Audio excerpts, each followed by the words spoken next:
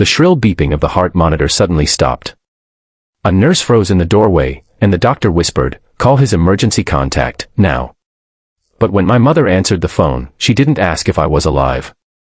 She simply sighed and said, "Your sister needs us more right now," before hanging up. Hours later, as I lay alone believing those were my final moments, a nurse slipped a folded note into my trembling hand. What was written inside changed everything I thought I knew about my family. There are moments in life when the people you love the most become strangers, and strangers become the family you never knew you needed. This is the story of Ethan Carter, a quiet young man who spent his entire life trying to earn the love of a mother who always seemed to have enough affection for everyone except him. It is a story about heartbreak, hidden truths, unexpected kindness, and one message that transformed unimaginable pain into hope. Stay with me until the end, because every moment of this journey leads to a revelation that no one could have predicted. Before we begin, if you enjoy emotional and inspiring stories like this, make sure to support the channel by liking this video, subscribing, and sharing your thoughts in the comments.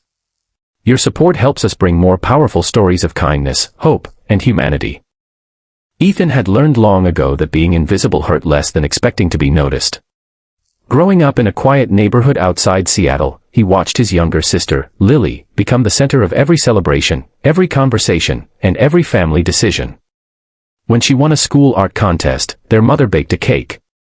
When Ethan graduated with honors, she smiled politely before rushing off to help Lily prepare for a dance recital. His father tried to balance the scales, sneaking late-night drives for burgers or cheering the loudest at Ethan's soccer games, but after a sudden heart attack took his life when Ethan was 16, the little balance that existed disappeared forever. Their mother changed after that. She became obsessed with protecting Lily, convinced the younger girl was too fragile for the world. Ethan, older by 4 years, was expected to handle everything himself. "You're strong," she always said whenever he needed comfort. At first, he believed it was a compliment. Years later, he realized it was an excuse. By 28, Ethan worked as a mechanic at a small repair garage. His hands were rough, his clothes smelled of motor oil, and every paycheck seemed to disappear into bills before the month even began. Yet he never complained. Every Sunday, he still visited his mother. Every birthday, he bought Lily thoughtful gifts. Every holiday, he hoped things would be different. They never were. One rainy evening, Ethan arrived carrying homemade soup after hearing his mother had caught the flu. She barely looked up. "Oh, leave it on the counter," she muttered. Moments later, Lily walked through the front door carrying nothing but a coffee. Their mother's tired face instantly brightened. "Oh, sweetheart, you're here." Ethan stood silently in the kitchen, holding the empty soup container while laughter filled the living room. That night he drove home wondering what he had done wrong. The answer never came. Weeks passed. Life continued. Then everything changed in less than 10 seconds. Driving home after finishing a late repair job, Ethan noticed headlights racing toward him across the wet highway. The other driver lost control. Metal screamed. Glass exploded. The world spun into darkness. When Ethan opened his eyes again, bright hospital lights blurred above him. Every breath felt like broken glass scraping against his lungs. Doctors surrounded his bed. "You've suffered severe internal injuries," one explained gently. "We're doing everything we can." His first thought wasn't about himself. "Can someone call my mom?" A nurse smiled softly. Of course. He closed his eyes, believing family would soon surround him. Instead, hours passed. No one came. The nurse returned with an expression she couldn't hide. "I reached your mother." Ethan forced a hopeful smile. She's coming." The nurse hesitated. "She said your sister is dealing with something important today, and she couldn't leave her." Silence filled the room. Ethan stared at the ceiling. It wasn't anger that filled him. It was something much heavier. Acceptance. Somehow, hearing those words hurt more than the crash itself. The following days became a blur of surgeries, medication, and endless nights filled with machines that never seemed to sleep. His co-workers visited. Neighbors brought flowers. Even the elderly man whose truck Ethan repaired for free months earlier stopped by with homemade cookies. But the chair beside his hospital bed remained painfully empty whenever visiting hours ended. One afternoon, Lily finally appeared. She stood awkwardly near the doorway without stepping closer. "You look," she whispered. "I've looked better," Ethan joked weakly. She forced a smile but kept glancing at her phone. "I can't stay long." "I know. Mom's been overwhelmed." Ethan nodded, pretending to understand. After a few uncomfortable minutes, she left. The room somehow felt colder than before. That night, the doctor entered with serious eyes. "We need to prepare you," he said quietly. "There's a chance your condition could become critical over the next 24 hours. Ethan swallowed hard. "Am I dying?" The doctor didn't answer immediately.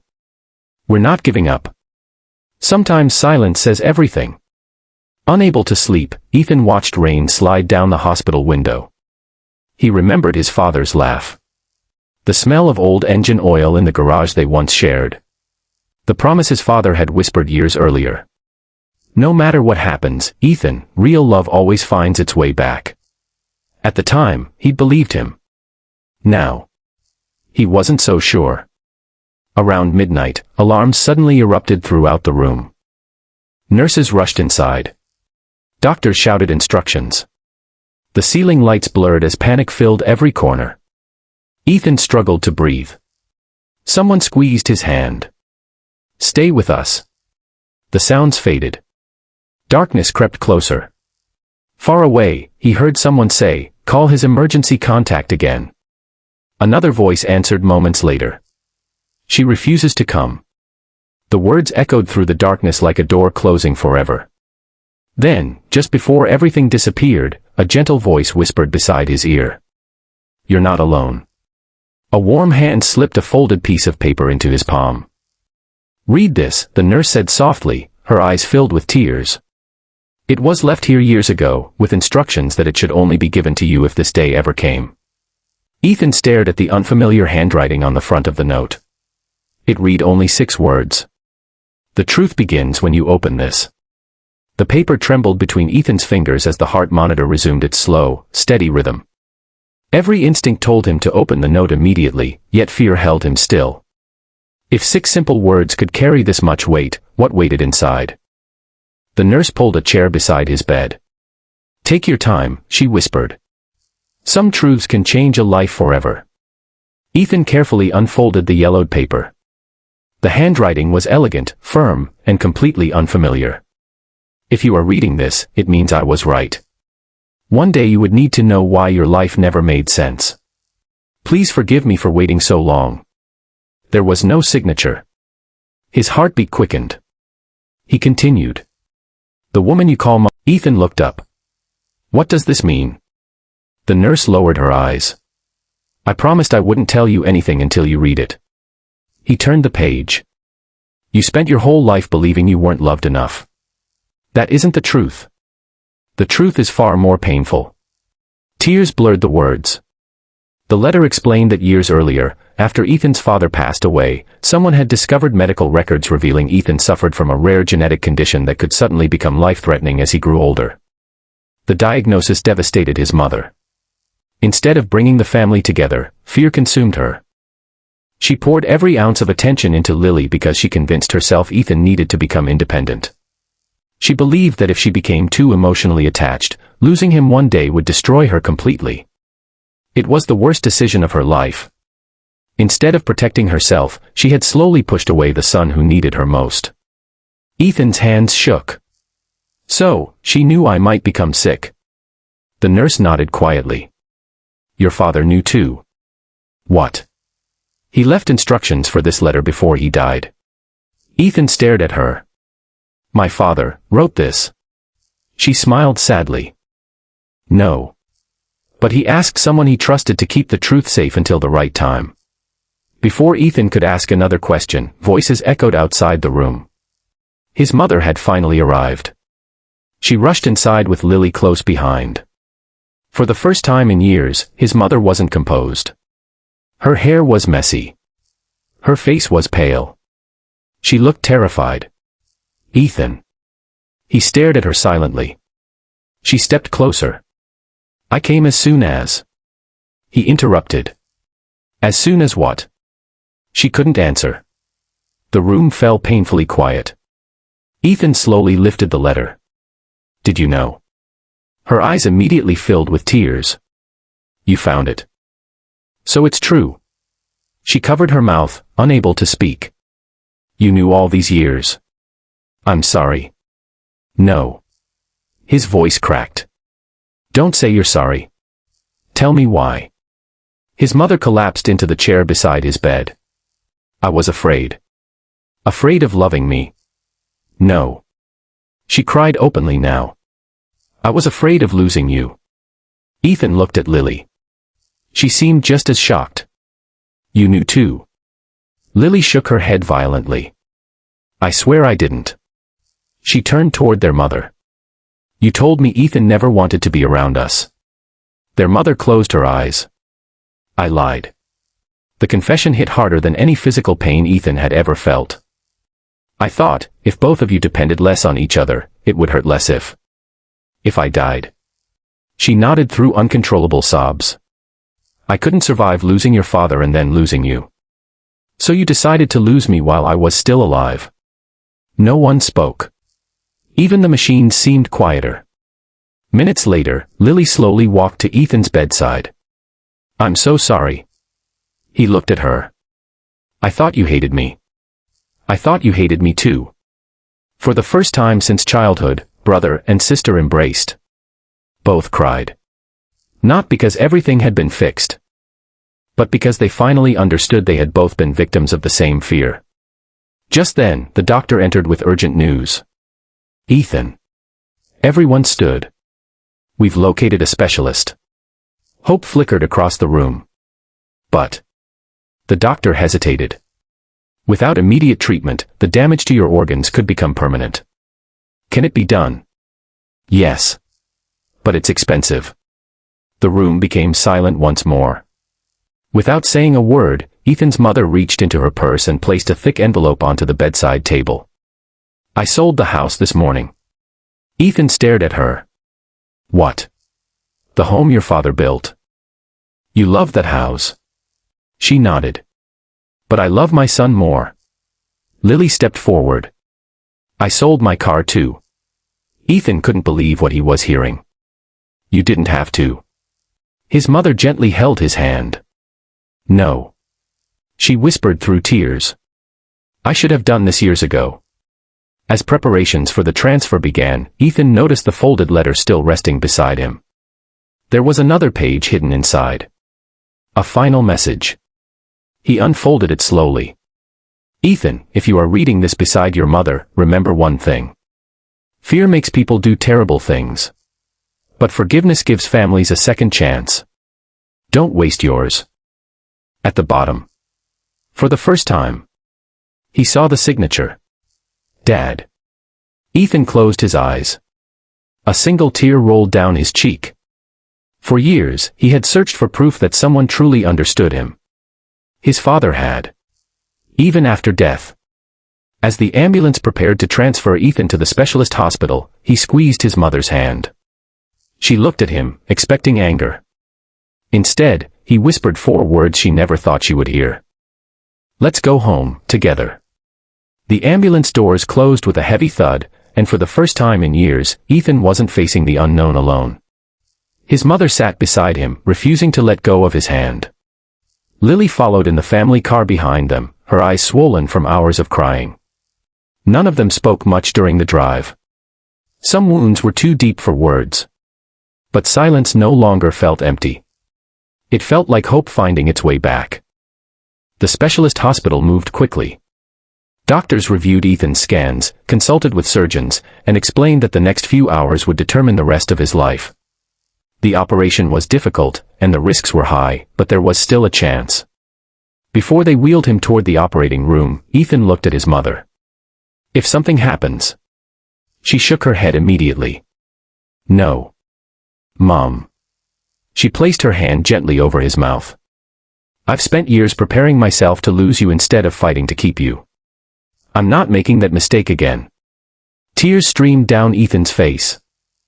For the first time since he was a little boy, she leaned forward and kissed his forehead. "I love you," she whispered. I should have said those words every single day. Those 5 words healed something inside him that surgery never could. The operating room doors slowly closed. Hours passed. His mother and Lily waited together in the quiet hallway.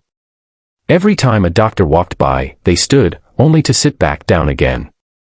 The coffee in their cups turned cold. The clock on the wall seemed to stop moving.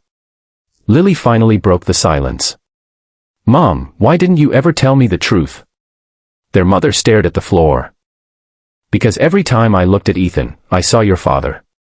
I was terrified that loving him the same way again would mean losing everything all over again. You didn't protect yourself." "I know. You just gave all 3 of us years of loneliness." Their mother nodded, unable to argue. "I know." For the first time, Lily reached over and hugged her. "We can't change yesterday." Their mother closed her eyes. "But maybe, we can still save tomorrow." Just then, the surgeon appeared. Both women jumped to their feet. The doctor's tired smile said everything before he spoke. The surgery was successful. Their knees nearly gave out with relief. "He still has a long recovery ahead of him," the doctor continued, "but he's going to live." His mother burst into tears. Not quiet tears. The kind that came from years of guilt finally breaking apart. Days later, Ethan slowly opened his eyes in the recovery room. Sunlight poured through the window. Fresh flowers covered the table beside his bed. Handwritten cards surrounded them. One card caught his attention immediately. It was from every mechanic at the garage where he worked. "You always fixed everyone else's problems. Now let us help fix yours. Your job will be waiting when you're ready. Your family at the shop." Another envelope rested beneath it.